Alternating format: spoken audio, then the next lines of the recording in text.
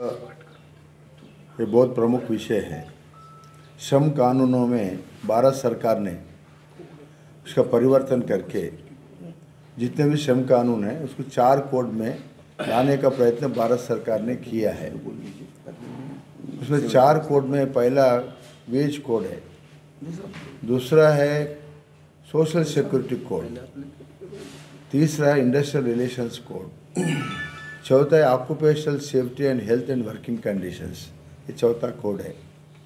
ये 4 कोड में भारतीय मजदूर संघ की तरफ से वेज कोड को हम लोग इसको स्वागत किया है।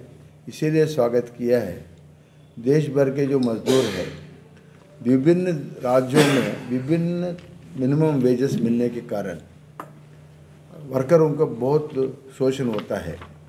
इस शोषण को दूर करने के लिए भारतीय मजदूर संघ ने कई सालों से भारत सरकार से मांग है, हिंदुस्तान का सारे मजदूरों का एक वेज होना चाहिए।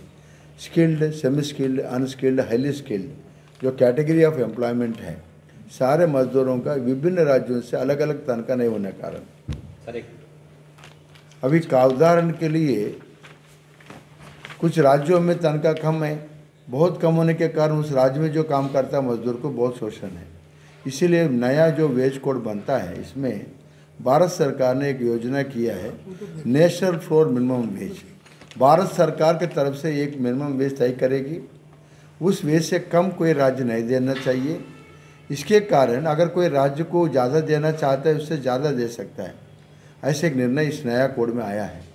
एक ऐतिहासिक निर्णय है भारत सरकार का, हम इसको स्वागत करते हैं। इसी तरह ये वेज कोड हर 5 साल में रिवाइज होना चाहिए। मजदूरों का तनख्वाह जैसा केंद्र सरकार मजदूरों का एम्प्लॉयज़ का तनख्वाह हर 10 साल को रिवाइज होता है, इसलिए जो अनऑर्गेनाइज सेक्टर में इंडस्ट्री में जो काम कर रहे, दुकानों में जो मजदूर काम कर रहे, शॉप में जो कंस्ट्रक्शन में जो काम कर रहे, बीड़ी के वर्कर है, ऐसा कई तरह के जो काम कर रहे हैं सारे मजदूरों का तनख्वाह हर 5 साल में एक बार रिवाइज करके उनका बढ़ोतरी करना चाहिए।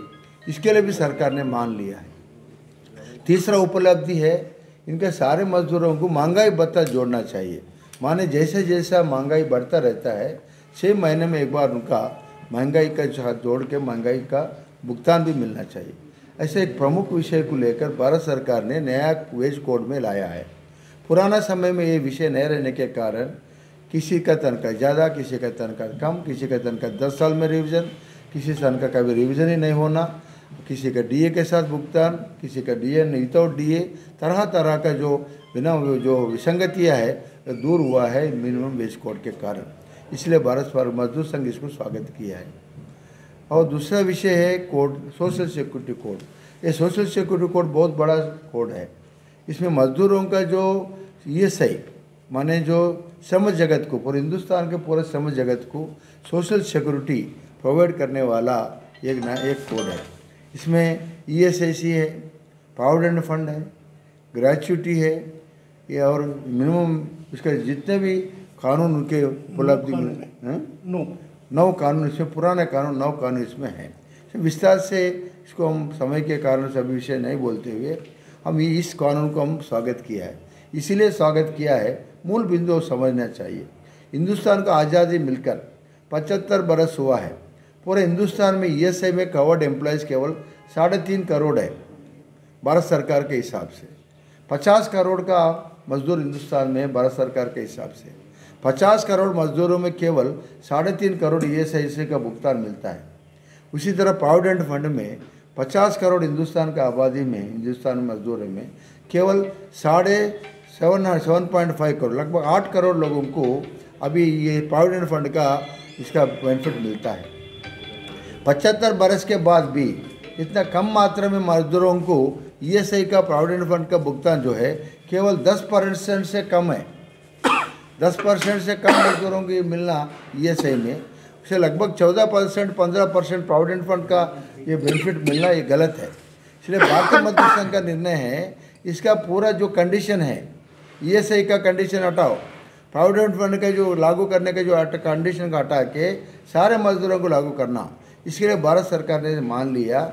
और सेल्फ एम्प्लॉयड वर्कर को, ऑटो रिक्शा चालक वर्कर को, कंस्ट्रक्शन वर्कर को और घरेलू में काम करने वर्कर को ऐसे सारे उद्योगों को कवर करते हुए अभी gig worker, platform worker, Uber चलाने वाला वर्कर है, और ऐसा स्विगी स्विगी माने जो घर में जो घर सामान पहुंचाने वाला, जोमेटो वाला वर्कर, ऐसा self employed worker, platform worker, ऐसा निजी काम धंधा करने वाले वर्करों को इससे प्रोविडेंट फंड का बेनिफिट मिलना, ईएसआई का बेनिफिट मिलना, माने जब उसका बीमार हो जाता है सरकार की तरफ से बेनिफिट मिलना, और उसका जब ओल्ड एज में उसका पेंशन का बेनिफिट मिलना, और रिटायरमेंट के बाद उसका परिवार को सहायता मिलना, कुछ विकलांग हो गया, एक्सीडेंट हो गया, एक्सीडेंट के कारण उसके बेनिफिट मिलना, इत्यादि बेनिफिटों का फ़ायदा देने का काम ने सोशल सिक्योरिटी कोड के माध्यम से मिलने वाला है। इसीलिए इस कोड को भारतीय मजदूर संघ ने भारत सरकार के इतिहास में पहली बार हिस्टोरिकल ये रिविजन चेंजेस होने वाला है।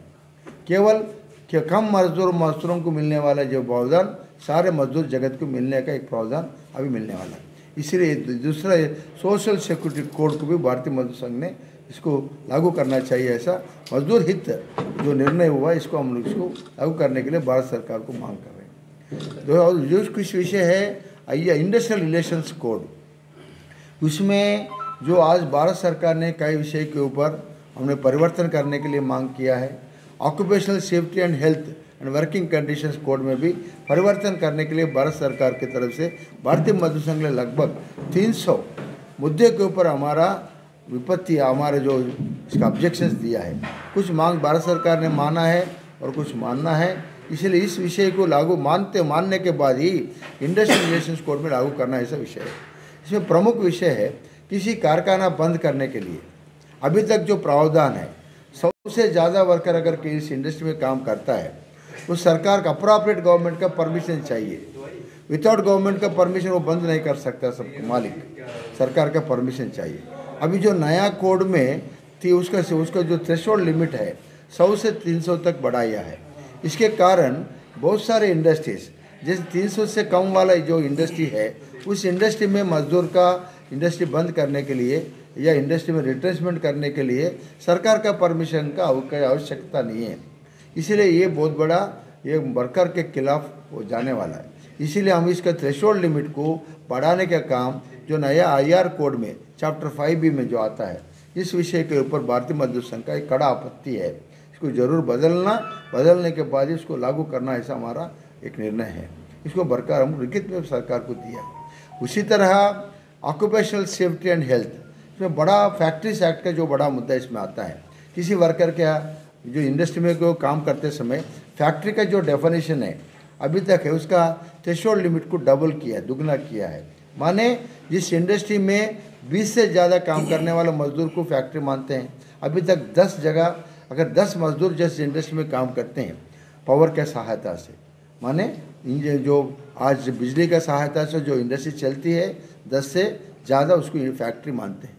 उसी तरह 20 से ज़्यादा जो काम करते हैं भी तो बिजली का सहायता नहीं रहते हुए जो काम कराते हैं उसको फैक्ट्री मानते हैं।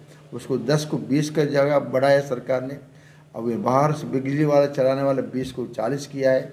ये दोनों थ्रेशोल्ड लिमिट में बहुत सारे मजदूरों को अपना हक छीनने का काम इस प्रावधान से होने वाला है। इसलिए भारतीय मजदूर संघ इसके ऊपर भी कड़ा आपत्ति लिया है।